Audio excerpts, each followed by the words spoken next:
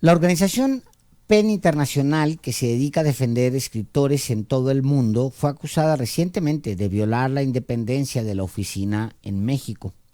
El grupo, que tiene sus oficinas centrales allá en Londres, aplicó un castigo al centro mexicano dirigido por la poeta María Rivera, porque supuestamente recibió quejas de elecciones fraudulentas.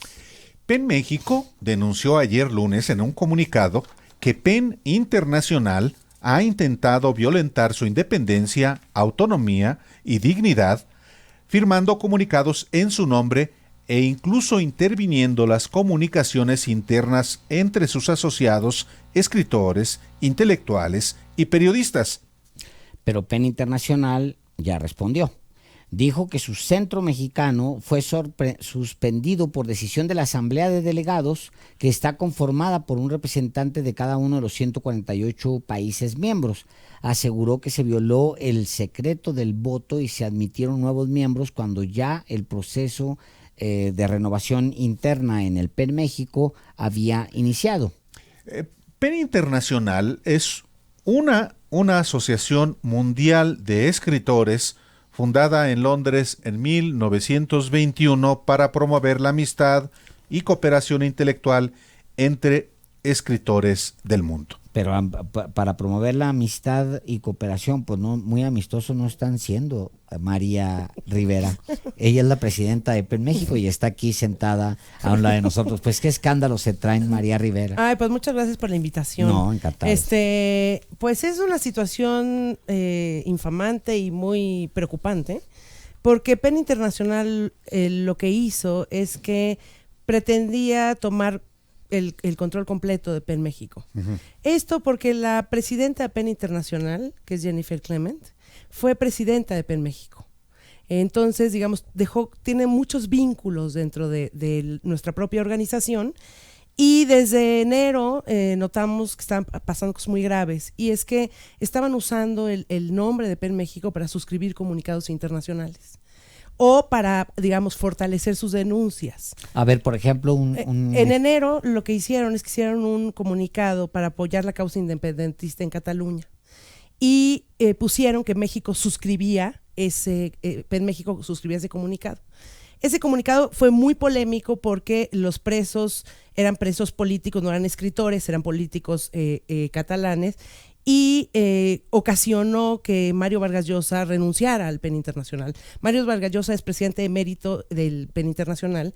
Cuando vio eso, mandó una carta muy grave y muy seria diciendo que PEN Internacional estaba diciendo mentiras, y renunció. Y ahí en ese comunicado que ocasionó su renuncia, aparecía suscrito por nosotros.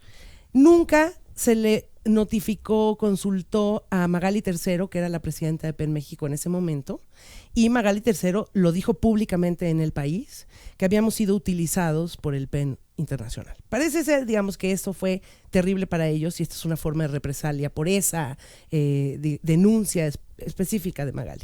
Un mes antes también habían hecho otro comunicado en el cual decían a favor de liberar a un político turco, Demirtas, no sé si se pronuncia así, diciendo que PEN México lo había convertido en su miembro honorario.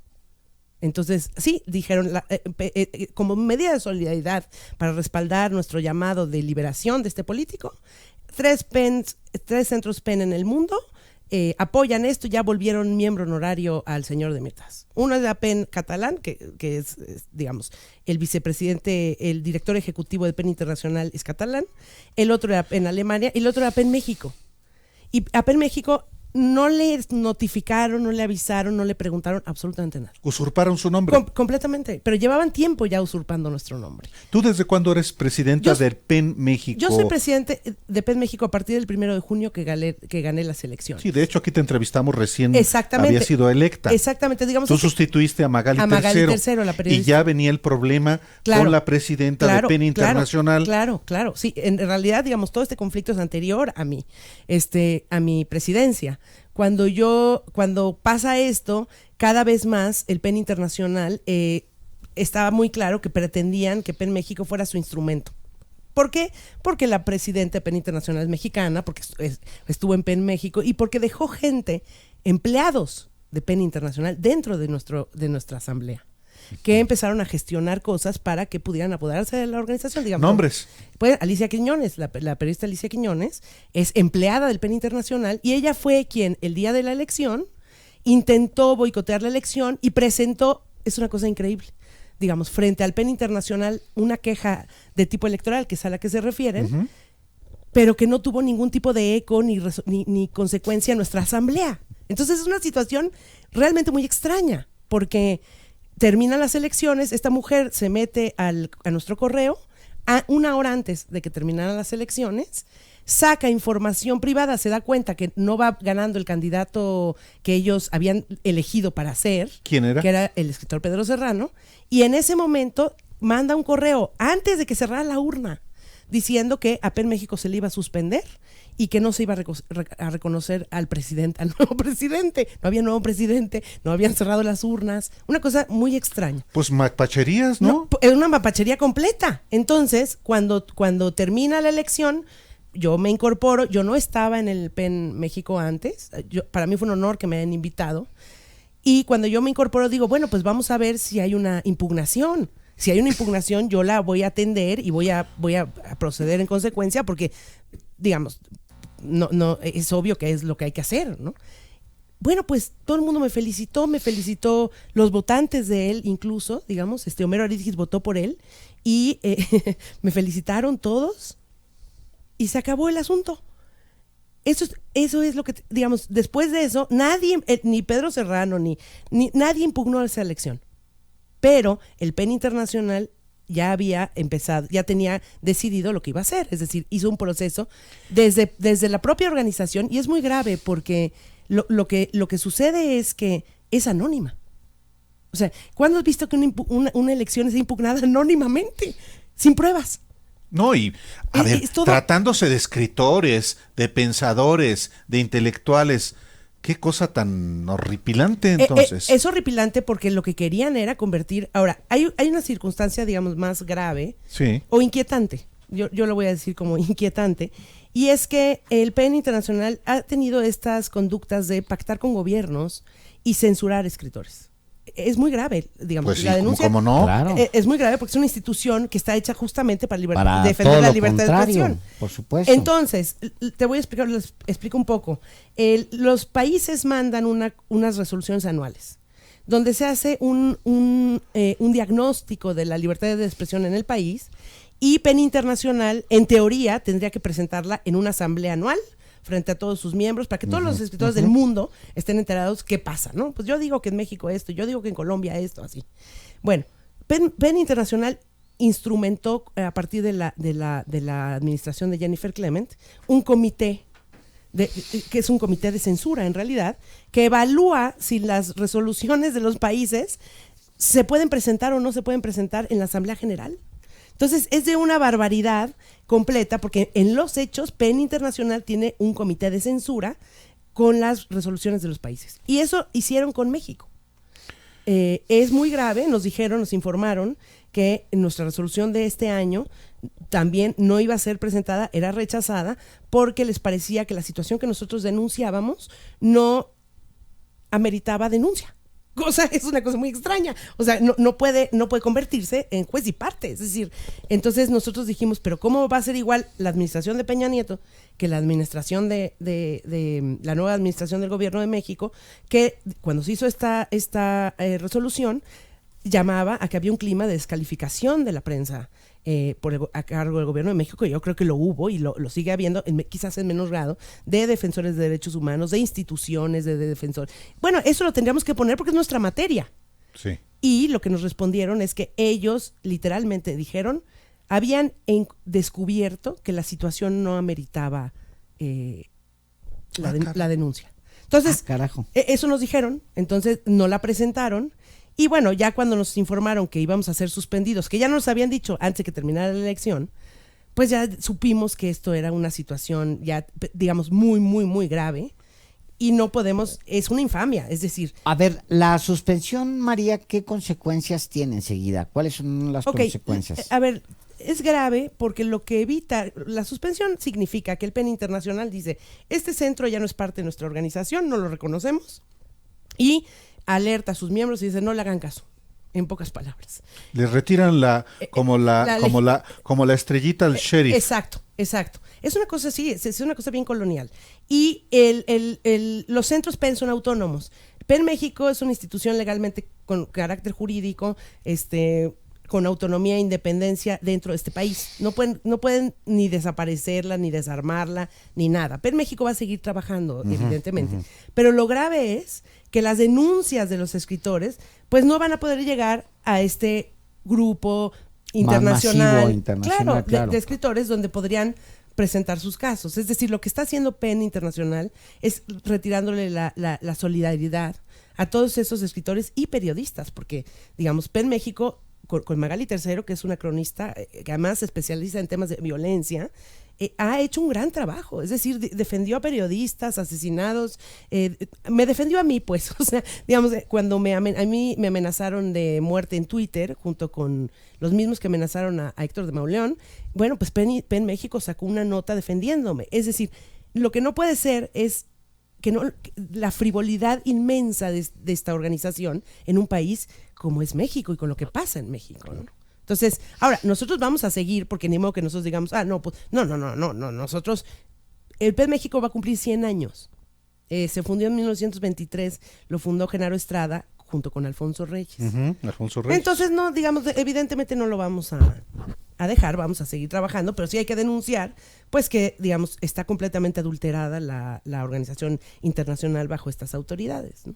Y no podemos permitir que estén diciendo que hubo irregularidades en nuestro proceso. ¿Y no hay posibilidades de que el PEN Internacional abra otro PEN bis en México? Ese es otro tema. PEN Internacional organizó en México un encuentro junto con el gobierno de México y la UNESCO, que se llamó en mayo, en Chiapas, que se llamó Escribiendo el futuro en lenguas indígenas. ¿En qué fecha? En mayo. ¿De este año? Sí. Con el actual gobernador morenista actual. Supongo que sí, porque fue en mayo. Lo hizo pero lo hizo también con la Secretaría de Cultura. Sí. Es decir, federal, con apoyo federal. Con apoyo federal y con apoyo local también, y del UNESCO. Pero, digamos, es muy cuestionable porque vinieron... ¿Y nada tuvo que ver el PEN México? Nada, absolutamente nada. Vino el PEN Internacional directamente a Chiapas, directamente decidió organizarles, por favor, lo entrecomillo, un PEN indígena. Es decir, están metiéndose en el sureste mexicano, en Chiapas, organizándole a escritores un PEN internacional con apoyo del gobierno de México. Y a mí eso me parece, para empezar, me parece lo más colonial del mundo, ¿no? Los indígenas mexicanos no creo que necesiten, ni menos los chiapanecos, que les organicen centros, ¿no? Pero bueno, fueron, y no solo eso, todo el encuentro fue con escritores de PEN Internacional, solo de su organización, con escritores indígenas. Y la mitad del tiempo fue un espacios privados, cerrados. En las tardes daban lecturas y en las mañanas eran cerrados. Entonces, pues nosotros sí tenemos muchos problemas éticos ahí. Vemos esto como una forma de intervención incluso en el país, y con ciertas asociaciones en vínculos en la Secretaría de Cultura, etcétera, que no podemos dejar de denunciar, ¿no? Claro. Por eso nos suspendieron. Es una represalia, pues. María Rivera Sí. se está peleando con el PEN Internacional. Que encabeza una mexicana que yo no conozco. Es escritora. ¿Cómo se llama? Estadounidense mexicana, y se llama Exacto. Jennifer Clement. Ella dirigió Jennifer. PEN México hace 4 años, lo dirigió un poco más de 3 años. Digamos, de ahí pasó al PEN Internacional. Ya. Bueno, pues Vamos a hacer un muchísimas paréntesis. gracias. Queremos pedirte que te quedes un momento aquí, Claro que sí. porque queremos pedirle un gran favor a nuestra amiga poeta. Mientras nos vamos a la portada. Ya entramos a la parte final de los periodistas, pero vamos a darle la portada de mañana de los periodistas.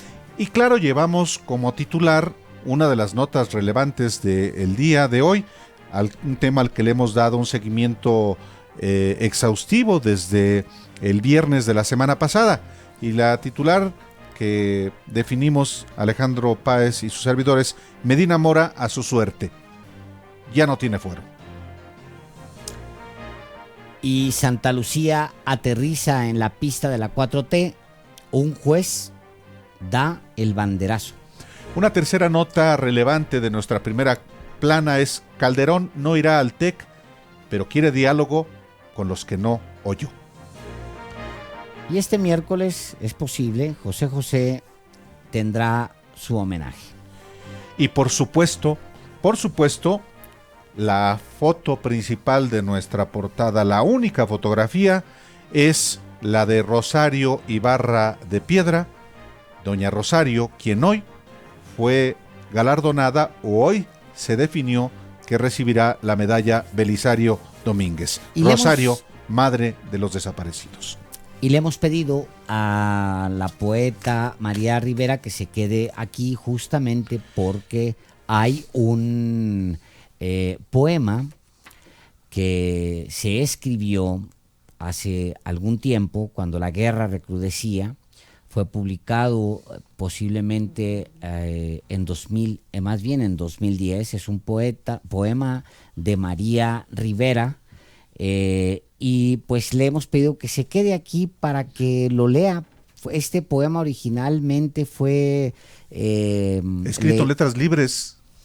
No, publicó en Laberinto en el año 2010. ¿Ya? Y después lo leí en el Zócalo, en una manifestación. Sí, por supuesto, en 2011. En 2011, exactamente. Sí, cuando la marcha encabezada por Javier Sicilia. Exacto, ahí empezó el movimiento de Javier Sicilia.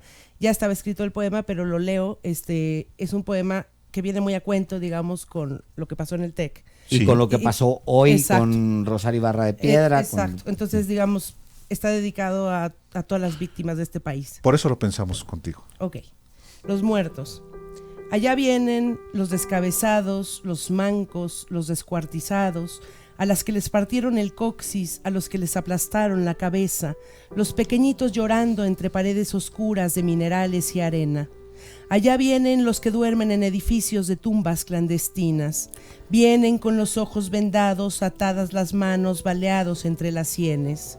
Allí vienen los que se perdieron por Tamaulipas, cuñados, yernos, vecinos, la mujer que violaron entre todos antes de matarla, el hombre que intentó evitarlo y recibió un balazo, la que también violaron, escapó y lo contó, viene caminando por Broadway, se consuela con el llanto de las ambulancias, las puertas de los hospitales, la luz brillando en el agua del Hudson. Allá vienen los muertos que salieron de Usulután, de La Paz, de La Unión, de La Libertad, de Sonsonate, de San Salvador, de San Juan Mixtepec, de Cuscatlán, del Progreso, del Guante, llorando, a los que despidieron en una fiesta con karaoke y los encontraron baleados en Tecate. Allí viene al que obligaron cavar la fosa para su hermano, al que asesinaron luego de cobrar $4,000, los que estuvieron secuestrados con una mujer que violaron frente a su hijo de 8 años 3 veces. ¿De dónde vienen? ¿De qué gangrena? ¿O linfa? ¿Los sanguinarios, los desalmados, los carniceros, asesinos? Allá vienen los muertos tan solitos, tan mudos, tan nuestros, engarzados bajo el cielo enorme del Anáhuac. Caminan, se arrastran con su cuenco de horror entre las manos, su espeluznante ternura. Se llaman los muertos que encontraron en una fosa en Tasco, los muertos que encontraron en parajes alejados de Chihuahua, los muertos que encontraron esparcidos en parcelas de cultivo, los muertos que encontraron tirados en la Marquesa, los muertos que encontraron colgando de los puentes, los muertos que encontraron sin cabezas en terrenos ejidales, los muertos que encontraron a la orilla de la carretera, los muertos que encontraron en coches abandonados, los muertos que encontraron en San Fernando, los sin número que destazaron y aún no encuentran, las piernas, los brazos, las cabezas, los fémures de muertos disueltos en tambos. Se llaman restos, cadáveres, oxisos. Se llaman los muertos a los que madres no se cansan de esperar, los muertos a los que hijos no se cansan de esperar,